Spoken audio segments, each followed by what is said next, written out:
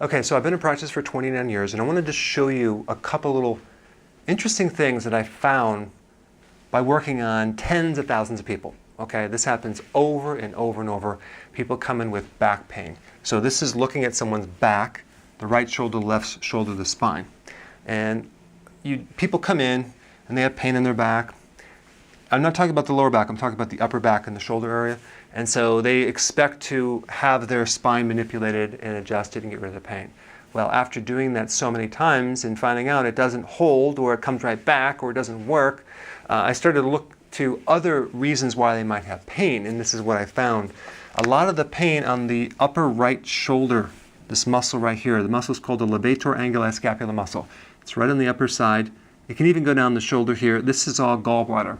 The gallbladder is congested, or there's a problem with it, and it's irritated, and it's referring pain on a nerve that comes up to the right side. Okay, so it's referred pain through a nerve, and that usually happens because the person's eating the wrong food, they're eating a lot of snacks, and they're eating junk food, and they're definitely probably combining the wrong things, protein and sugar and fat and sugar, and what they should be doing is intermittent fasting and keto and keeping their carbs low, because that would get rid of this pain like that.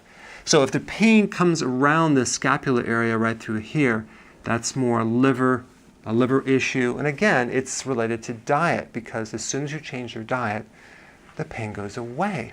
I can't tell you how many people have had this chronically forever, and they've never connected the dots. It's their food, it's their diet, and they just live with it. And so they go to the massage therapist, they go to the chiropractor, and they start beating on these muscles. And in fact, this was me for about 12 years. I had a pain through here for years. In fact, it would be so tight, it would rotate these vertebrae, pinch the nerve, and I had pain down the arm, okay, and the shoulder.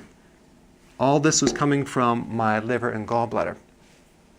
Now, if the pain is on the left side, chances are it could be the pancreas or the stomach, in which case maybe you're doing too many cooked foods, because a lot of times when you have too many either nuts or cooked foods, it can put a big strain on the pancreas, because you're forcing the pancreas to produce more enzymes. So if that's overwhelmed, you can have pain on the left side, because you also have a nerve that comes down on the left side too. It's called the phrenic nerve as well.